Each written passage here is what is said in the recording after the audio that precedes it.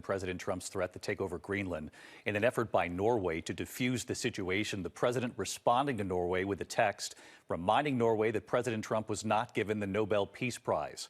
The president now linking the Nobel snub to his threat to take Greenland, while protesters overseas are now wearing red caps that say, "Make America Go Away."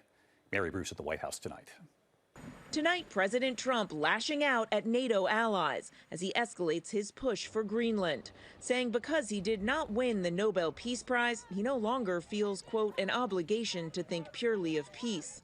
It came after Norway's prime minister texted Trump pleading we all should work to take this down and de-escalate, proposing a phone call to talk it out. Instead, Trump texting back, "Dear Jonas, considering your country decided not to give me the Nobel Peace Prize for having stopped 8 wars plus, I no longer feel an obligation to think purely of peace.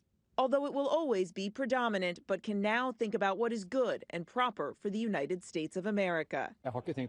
He's very preoccupied with the Nobel Peace Prize, Norway's prime minister told reporters, and I've explained to him many times that it's an award given by a Norwegian committee, not by the Norwegian government.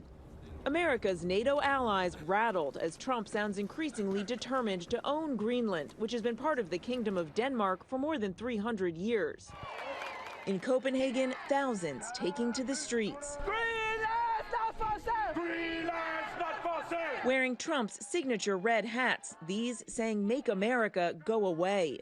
8 NATO countries, including France, Germany, and the UK, moving forces to Greenland as a show of support. Over the weekend, Trump threatening new tariffs on those countries, 10% in February, jumping to 25% in June, until a, quote, deal is reached for the complete and total purchase of Greenland. The use of tariffs against allies is completely wrong. And tomorrow, President Trump heads to Europe for the World Economic Forum in Davos. It's there he's supposed to unveil his Board of Peace. One leader invited to join the group, Russian President Vladimir Putin. Now, the board is intended to help rebuild Gaza, but Trump seems to have larger ambitions that go far beyond just that conflict. David. Mary Bruce starting another week at the White House. Mary, thank you.